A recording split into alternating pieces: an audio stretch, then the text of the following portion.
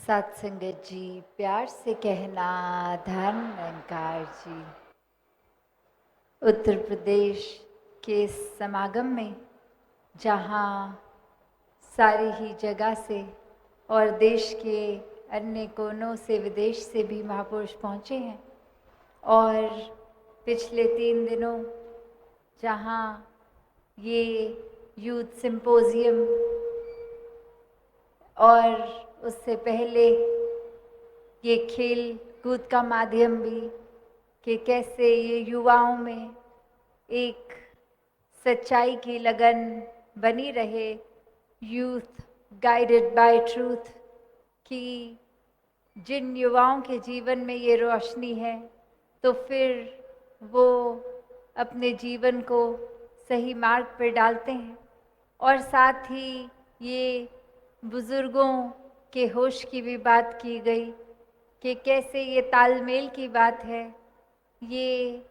एक जीवन के किसी भी आयु में, चाहे बाल अवस्था में हो, युवा अवस्था या बुजुर्गी में, ये एक भक्ति में जीवन जिया जा सकता है। जिस भी उम्र में है वहीं पे एक भक्ति की शुरुआत इस परमात्मा को जानने के बाद की जा सकती है। इतिहास में भी ये बहुत उदाहरण देखने को मिले जहाँ जिन्होंने वाकई ही वो जिज्ञासा से, एक प्रेम अनुसार ये परमात्मा से ये दर्शन करके प्रेमा भक्ति का रास्ता लिया, वो वाकई ही फिर अपने जीवन में हर परिस्थिति में शुक्राना भाव रखते हैं। वो सिर्फ और सिर्फ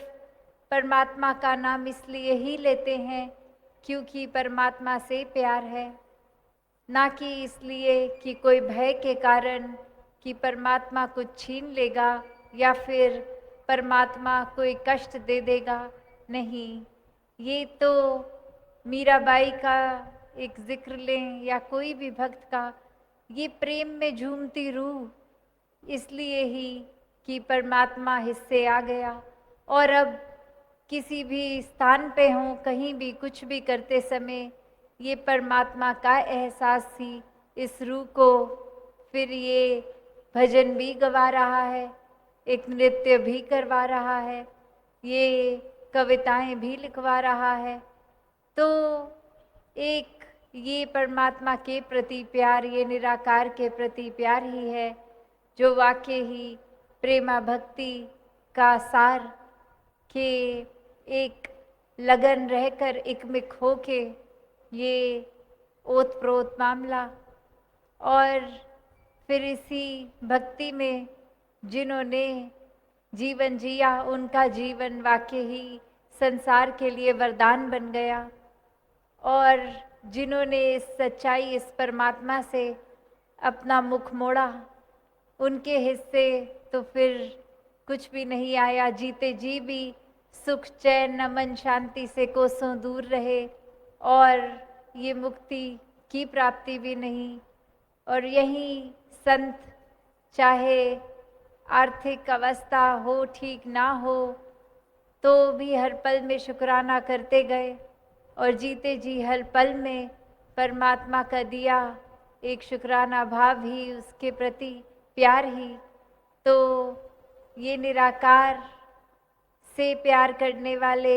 वाकई ही भक्त हैं, और हर एक के जीवन में ये भक्ति प्यार में रची हुई एक हासिल हो सकती है। एक कहानी जो दासी को याद आ रही है कि कैसे एक बटरफ्लाई, एक तितली जो कि इतनी खूबसूरत और हर कोई उसकी प्रशंसा कर रहा है, और वहीं एक बिच्छू, एक स्कॉर्पियन, ये भी एक उसी प्रकार मुंह पे उस तितली को बहुत अच्छे शब्द बोल रहा है, प्रशंसा कर रहा है, तुम्हारे पंख इतने सुंदर। और जैसे ही वो तितली ने अपने पंख उसको और उड़ने के लिए फैलाए और उस बिच्छू के पास और नज़दीक आ गए वो पंख, और उस बिच्छू ने तो उसी पल अपनी असली एक जो स्वभाव है उसी के अनुसार उसको डस लिया। तो बात क्या हुई कि ये मुंह पे तो प्रशंसा उस बिच्छू ने भी की, पर कर्म रूप में उसने क्या किया, वाकई ही अगर ये तितली के प्रति ये एक जो सुंदरता का जिक्र हो रहा था या प्रशंसा हो रही थी, तो कर्म वो डसने वाले ना रहते। तो यही अब अगर हम भक्तों की बात फिर से जोड़ें तो यही सामने आता है कि संतन के मन रहत है सबके हित की बात, घट घट देखे अलग को पूछे जात ना पात। कि कैसे संतों ने हमेशा सबको एक साथ एक समान दर्जा दिया, सबका सत्कार किया, सबको साथ लेके आगे बढ़े, सबके जीवन में परमात्मा हो, बस इसी प्रयास में अपने जीवन को भी लगा दिया। मुंह पे सिर्फ अच्छी बातें और पीठ पीछे जहर पहुंचाने का काम नहीं किया। तो जहाँ जो इंसान इस कहानी में जैसे वो बिच्छू वाले कर्म कर रहे हैं कि मुंह पर तो तारीफ और फिर मौका देखते ही दुख पहुंचाना, कष्ट देना, तो ऐसे इंसानों की तो भक्त श्रेणी में गिनती नहीं होती। चाहे दिखावे में तो सब दिखा देंगे कि हाँ हम तो परमात्मा में मानते हैं, हम तो सत्संग भी आते हैं, एक हमारे कर्म तो कितने सुंदर हैं, हम तो समाज में दान पुण्य का काम भी कर लेते हैं, एक वाहवाही हमारी बहुत है। तो ऐसा करना और साथ ही एक कर्म रूप में फिर छल कपट से किसी की धन को छीनना, किसी के शरीर को कष्ट पहुंचाना, किसी की मानसिक स्थिति खराब करनी, तो ऐसे फिर वो चाहे कितना भी एक अपने आप को इंसान धार्मिक श्रेणी में गिनवाए, पर असल में वो भक्त श्रेणी से तो बहुत ही दूर है। तो जीवन में अनेक उदाहरण हैं, इतिहास में भी आज भी, कि एक जीवन को कैसे जिया जा सकता है। तो ये चुनाव अब हमारा कि एक वरदान रूप, एक फरिश्ता रूप जीवन को भक्ति में जीकर जिया जाए, या फिर एक शैतान रूप का भी जीवन। यही इंसान के शरीर से ऐसे भी उदाहरण देखे गए हैं कि काया तो वही इंसान की, शक्ल आकार भी वैसा, पर ये एक नियत, एक जीवन में व्यवहार, एक इंसान की ये जो एक व्यवहार रूप कह ले, तो इसी में ये फरिश्ता और जानवर से भी बदतर शैतान रूप ऐसे दोनों जीवन पाए जाते हैं। तो संतों ने हमेशा कैसा जीवन जीना सिखाया, तो बहुत ही स्पष्ट, हर कोई जैसे आज भी सत्संग में वही बात करके गया कि एक संत के मन में तो हमेशा पीड़ा रहती है कि हर किसी का उपकार होता जाए। ये आत्माएं चाहे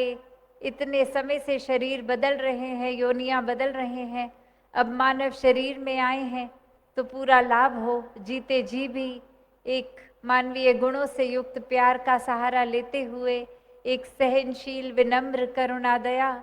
इत्यादि सारी अच्छाइयों को साथ लेकर चले, और इस परमात्मा को जानते हुए वाकई ही इंसानियत रग रग में आ जाती है, श्वास श्वास में आ जाती है, और फिर जीते जी ही ये मुक्ति, और मौत होने पे भी ये मुक्ति। तो फिर हर पल में ये बंधन से मुक्त की बात है, भ्रमों भुलेखों से दूर रहकर जीवन जिया जाता है। ऐसा ही भक्तों ने खुद भी जीकर सिखाया और संदेश भी दिया, और ऐसा ही जीवन हर किसी के हिस्से आ सकता है। तो जहाँ हमेशा निराकार को, परमात्मा को प्राथमिकता बनाकर जीने की सिखलाई ही मिली है भक्तों द्वारा, ऐसा ही जीवन हर किसी के हिस्से आए, सेवा, सुमिरन और सत्संग के भावों से युक्त, एक मन को खाली करके, अभिमान में नहीं, दिखावा रूप नहीं, वाकई ही समर्पित भाव से संसार की सेवा हो, एक मन को दातार के साथ जोड़कर ये सिमरन रूप 24 घंटों का रहे और सत्संग में आने के लिए ये सत्य के साथ नाता, ये संत रूप सभी एक दूसरे को ये जो शिक्षाएं रूप मिलती हैं, तो इसके प्रति मन हमेशा एक आकर्षित रहे। तो संसार में जहाँ जीवन मिला है, एक घर परिवार इत्यादि समाज में रहते हुए भक्ति करनी है, समाज से घर से नाता तोड़ के नहीं, एक हर एक पल में अपने कर्तव्यों का पालन करते हुए, चाहे स्कूल कॉलेज कामकाज जैसे भी जीवन के पड़ाव में है, हर एक चीज़ को साथ देखते हुए कि ये भी परमात्मा ने ही दिया है, तो पूरा पूरा ख्याल वहाँ भी और मन ये सारा काम करते हुए भी परमात्मा में ही लगा रहे। अगर ये लगन तो वाकई ही सब बहुत सहज हो जाता है जीवन में। तो ऐसा ही जीवन हर किसी के हिस्से आए, ये ब्रह्म ज्ञान की दात से परमात्मा ये निराकार जीवन में हासिल करके फिर हर पल प्रेमा भक्ति करते हुए अपने जीवन को हर कोई जिए। सत्संगत जी, धन निरंकार जी।